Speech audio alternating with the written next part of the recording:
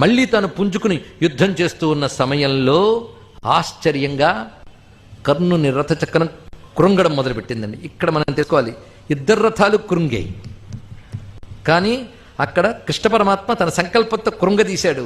మళ్ళీ ఆ సర్పము భేదింపబడ్డాక తను మళ్ళీ పైకెత్తేశాడు శుభ్రంగా. ఇక్కడ ఈ రథం కృంగింది, ఇదొక శాపము. ఏమిటా శాపం అంటే అతని దొరికిన విప్రశాపం. ఇతడు తెలియక చేసినటువంటి గోవధ వల్ల విప్రుడిచ్చిన శాపానికి నీకు సరి అయిన యుద్ధ సమయంలో రథం కృంగిపోతుంది అని చెప్పడం చేత భూమిలో కూరుకుపోయింది. వెంటనే ఇక్కడ ఎలా ఉన్నది అంటే పెద్ద రావి చెట్టు వేదికతో సహా భూమిలోని కృంగినట్లు గీతనండి. ఉపమానం ఎంత చక్కగా చెప్పాడు చూడండి. రావి చెట్టు చుట్టూ కొందరు వేదికలు పెడతారు. వేదికతో సహా రావి చెట్టు భూమిలో కృంగితే ఎలా ఉంటుందో అలా రథం కృంగిదిట. రథం కదిలిపోయింది ఒక్కసారి. కానీ దాని మీదే ఉంటూ బ్రహ్మాస్త్రాన్ని ప్రయోగించాలని చూసేట్టాయన. బ్రహ్మాస్త్రాన్ని ప్రయోగించబోయాడు కర్ణుడు. అదే సమయంలో అర్జునుడు ఇంద్రాస్త్రాన్ని ఉపమంత్రించి ప్రయోగించడంతో అతడిది ఇంకా ప్రారంభ దశలోనే ఆగిపోయింది. త్వంచసూరతమో లోకే సాధువృత్తశ్చ పాండవా.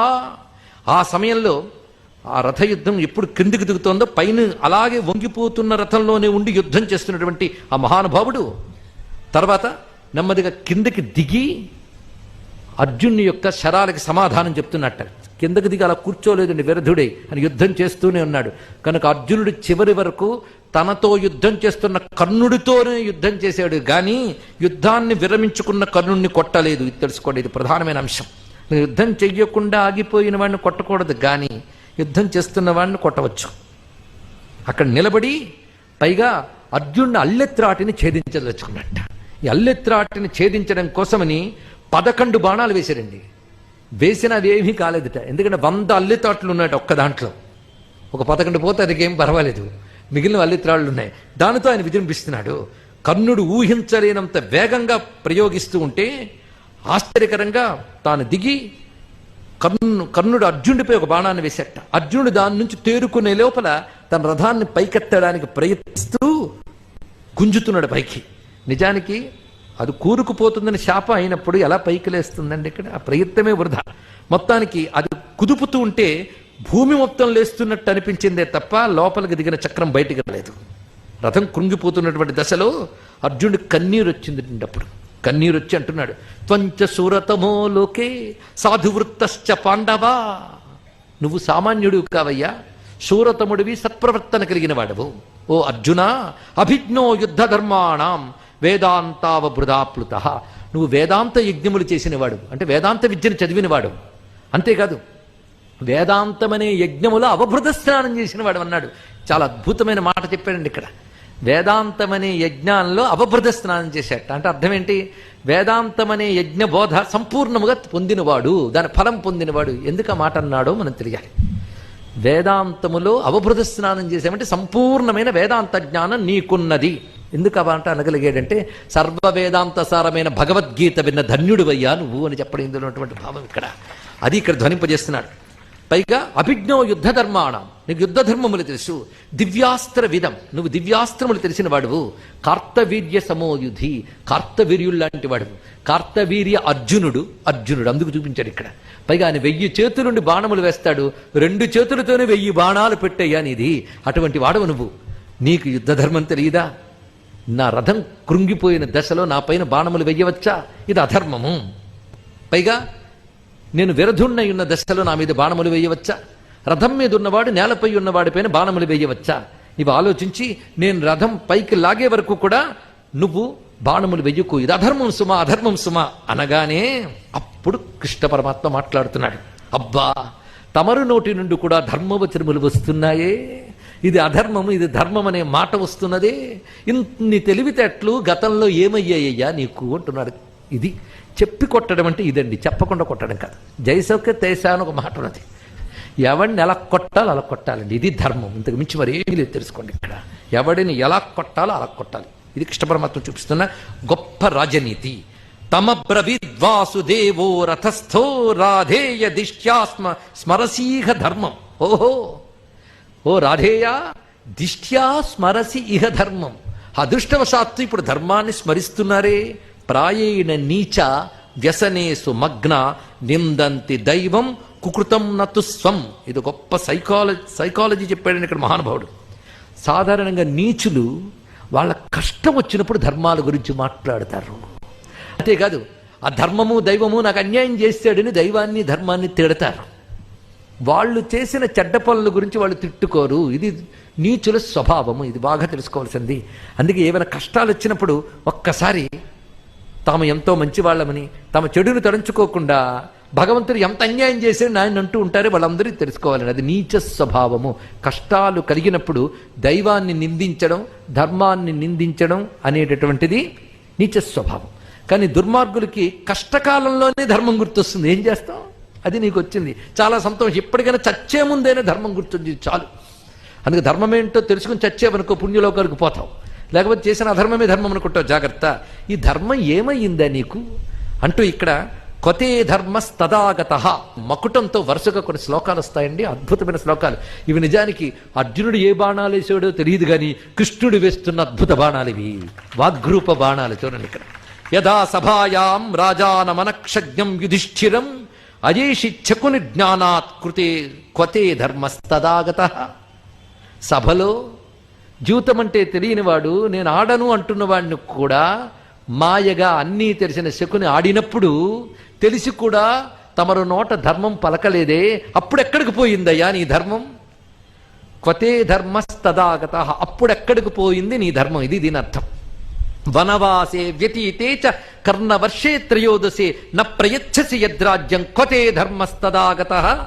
13 ఏళ్ళు నియమం తప్పకుండా వనవాసం అజ్ఞాతవాసం చేసుకువచ్చినటువంటి పాండవులకు రాజ్యాన్ని ఇవ్వకుండా చేసేవే, నీ మాట వల్లే దుర్యోధనుడు అలా ఉన్నాడు. అప్పుడెక్కడికి పోయిందయ్యా నీ ధర్మం? యద్భీమసేనం సర్పైశ్చ విషయుక్తైశ్చ భోజనై అచరత్వన్మతే రాజా క్వతే ధర్మస్తదాగత. బాల్యంలో భీమసేనుడిని విషం పెట్టి చంపాలని ప్రయత్నించి నీటిలో తోసివేశారే, అది ఎక్కడికి పోయింది? దుర్యోధనుడు చేశాడు కదా అని అనద్దు, ఇది కర్ణుడు చేసిందే. జాగ్రత్తగా భారతం చదివితే తెలుస్తుందండి. ఎందుకంటే వాళ్ళు విద్యార్థులుగా ఉన్నప్పుడు కర్ణుడి స్నేహితుడి దుర్యోధనుడిని ప్రేరేపిస్తాడు. అందుకు దుర్యోధనుడు చేసిన పాపాలలో కర్ణుడికి వాటా ఉంది, కర్ణుడి పాపాల్లో దుర్యోధనుడికి వాటా ఉంది. కృష్ణుడు అనవసరంగా మాట్లాడ్డాన్ని మనం తెలుసుకుంటే చాలు. ఇక్కడ మనకు అనవసర సందేహాలొద్దు. క్వతే ధర్మస్తదాగత యద్వారణావతే పార్థాన్ సుప్తాన్ జతుగృహే తదా అదీపయస్త్వం రాధేయ క్వతే ధర్మస్తదాగత. లక్క ఇంట్లో ఉన్నటువంటి వాళ్ళని తగలబెట్టడానికి ప్రయత్నించారే, అప్పుడేమైంది మీ ధర్మం? యదా రజస్వలాం కృష్ణాం దుశ్శాసన వశే స్థితాం సభాయాం ప్రాహసకర్ణ క్వతే ధర్మస్తదాగత. ఇక్కడ తెలుసుకోవాల్సింది, ఇది మహాపాపాల్లో కల పెద్ద పాపం అండి. ఇది ఒక్కటి చాలు కర్ణుడిని 100 మార్లు చంపవచ్చు. చూసుకోండి ఇక్కడ. ఇది మహాపాపం. ఎందుకంటే స్త్రీని, ఒక పతివ్రతని పట్టి సభలో అవమానించడానికి హేతువు నువ్వు. పైగా సభాయాం ప్రాహసకర్ణ, ఆ సభలో దుశ్శాసనుణ్ణి వస్త్రములు ఒలిచివేయడానికి చెప్పింది నువ్వు. అప్పుడెక్కడైంది నీ ధర్మం? వినష్టా పాండవ కృష్ణే శాశ్వత నరకంగత పతిమన్యు వృణేష్వేతి వదంస్త్వం గజగామిని ఉపప్రేక్షసి రాధేయ క్వతే ధర్మస్తదాగత. అంతేకాదు పాండవులు బ్రతుకున్నా చచ్చినట్లే. అందుకు నువ్వు కౌరవుల్లో ఎవరో ఒకరిని వర్ణించు. అక్కడ దుర్యోధనుడు ఉన్నాడు సిద్ధంగా అనగానే దుర్యోధనుడు తోడ చూపించాడు. అలాగా కారు కూతురు కూసింది నువ్వు కాదు. అప్పుడేమైంది నీ ధర్మము? ఇప్పుడు చెప్తున్న ధర్మవాక్యములు. రాజ్యలుబ్ధ పునః కర్ణ సమాభ్యతి పాండవాన్ యదా శకుని మాస్త్రిత్య కృతే ధర్మస్తదాగత. ఏదో వాళ్ళు తిరిగి వెళ్ళిపోతూ ఉంటే శకుని మాయాద్యూతం మీద నమ్మకంతో నీ ప్రేరణతో దుర్యోధనుడు నువ్వు కలిసి మళ్లీ పిలిపించి జూతంలో ఆడించి వాళ్ళని రాజ్యభ్రష్టులను చేశారే. అంతేకాదు కింద పడి ఉన్నవాణ్ణి, రథం నుంచి క్రింద పడిన వాడిని చంపకూడదంటావా? మీరు చేసినటువంటి ఆ పద్మవ్యూహంలో రథము ఆయుధములు అన్నీ పడిపోయి క్రింద నిలబడినటువంటి ఒక పిల్లవాడిని పట్టుకుని మొత్తం తోడేళ్లులా మీరు అందరూ కలిసి ఒక్కడిని చంపారే, అప్పుడేమైంది మీ ధర్మం అన్నాడండి ఇక్కడ. ఇక్కడ చాలు.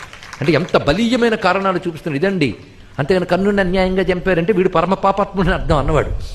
ఎందుకంటే వాడిని అలాగే చంపాలి. ఎందుకంటే ఏ విధంగా వాళ్ళ అపకృత్యములు చేశారో అవే అపకృత్యములు అదే విధంగా బూమరాంగ్ తిరిగి కొట్టేయండి. ఇది తెలుసుకోవాలి ఇక్కడ. కర్మఫల ప్రదాత అయిన కృష్ణుడికి తెలిసి లెక్క మనకు తెలుస్తుందా? కాల కలయతామహం అన్నాడు పరమాత్మ. లెక్కించే వాళ్లలో కాలాన్ని నేను, వీళ్ళు మర్చిపోవచ్చు అని కౌంటింగ్ అంతా తెలుసండి. మరి సభలో కృష్ణుడు లేడు కదండి, అంత పొసగుచ్చినట్టు ఎలా తెలిసిందంటే ఆయన లేడా?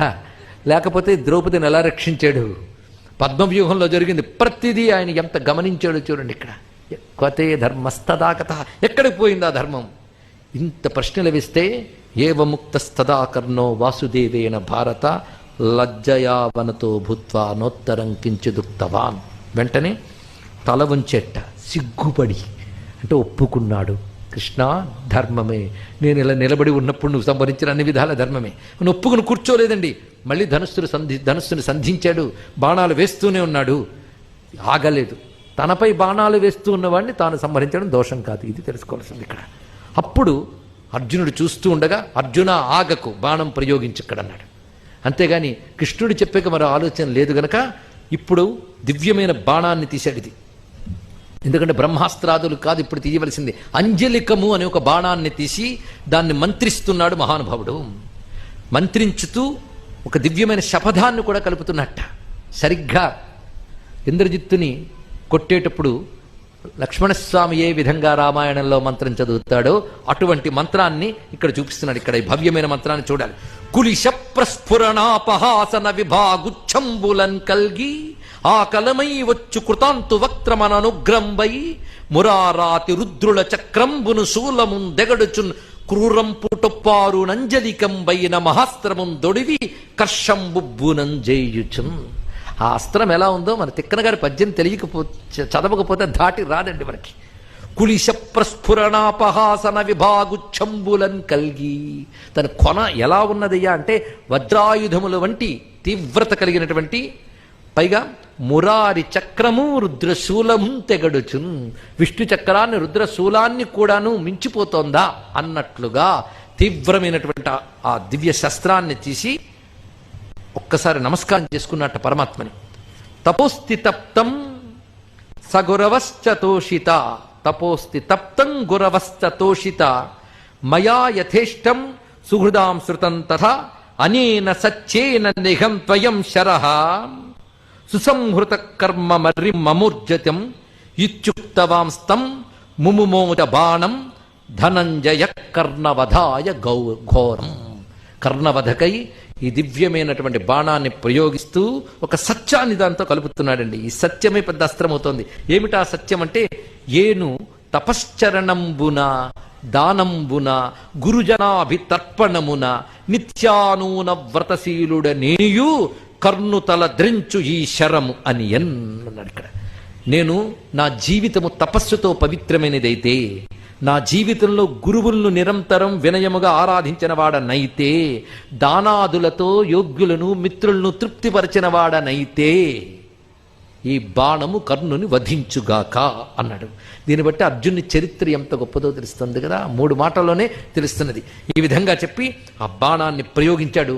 ఆ బాణం ఎటువంటి ఆటంకము లేకుండా నిరాటంకంగా శరోత్తమేనాంజలికేన రాజం స్తదా మహాస్త్ర ప్రతిమంత్రితేన పార్థోపరాణ్యే శిర ఉచ్చకర్త వైకర్తనస్యార్థ మహేంద్రసూను.